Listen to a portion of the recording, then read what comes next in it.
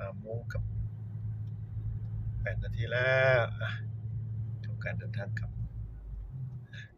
บรรยากาศช่วงค่อยค่ำทางเข้าออกบ้านหัวนาคำอุโมงค์ต้นใหม่เส้นทางที่ลมลื่นอันนี้เป็นช่วงที่ต้นไม้มันเริ่มพันธุ์ใหม่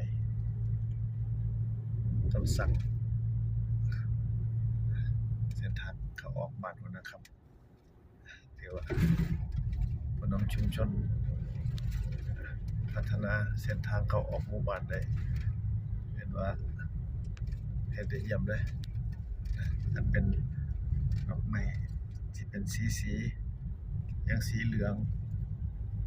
สีทองของดอกคูณเรียกว่าสีขาวอมชมพูของดอกกระบะพึกษ์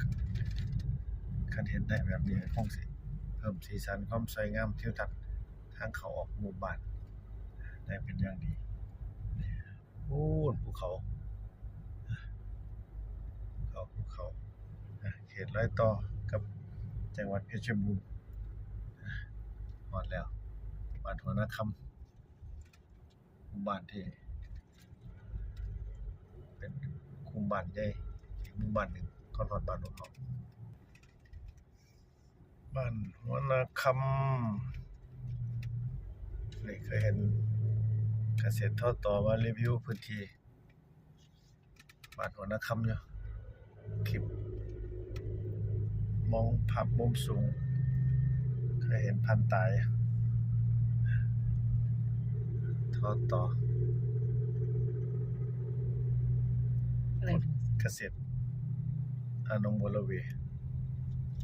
บ้านนงวรเวอันนี้พื้นที่ของบ้านหัวนาคำ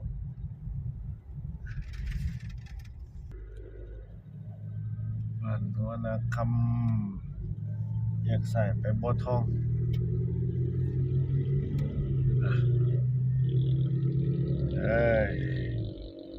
อีกบ่ไกลละบ้านโนนหม่องประมาณ